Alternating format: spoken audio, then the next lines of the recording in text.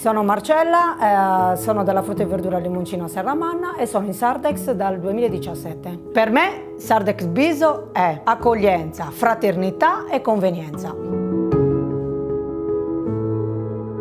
Facendo parte del circuito Sardex Biso do l'opportunità ai miei clienti di pagare in euro e di darle una percentuale di ricarica in Sardex. Crediti da poter poi spendere nei negozi aderenti al circuito come meglio credono.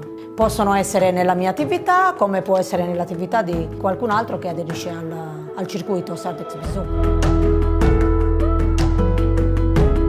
Per il cliente è importante avere la carta Sardex Biso perché è un motivo in più per poter avere delle agevolazioni, se vogliamo chiamarle così. E io che ho scelto come ricarica 5%, io sulla base di quella spesa gli faccio una ricarica in Sardex dell'importo del 5% della spesa che lui ha. Anche questi piccoli importi, queste piccole ricariche che noi esercenti aderenti al circuito facciamo possono essere importanti per il cliente stesso.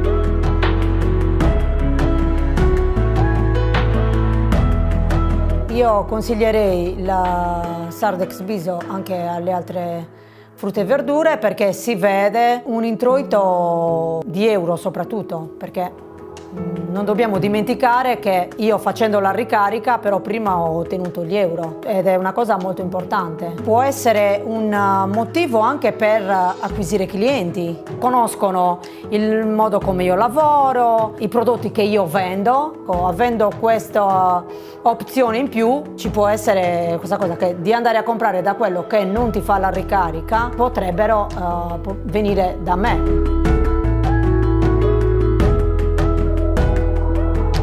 Per noi piccole attività Sardex Biso è importante visto che siamo praticamente accerchiati da questi grandi centri commerciali, questi colossi che ti danno anche delle cose, dei prodotti anche a basso prezzo e quello ovviamente dando lo stesso mio prodotto a un prezzo inferiore il cliente va più lì. Invece in questa maniera io lo consiglio perché l'economia resta nel nostro paese e noi come affiliati, aderenti al circuito possiamo lavorare meglio.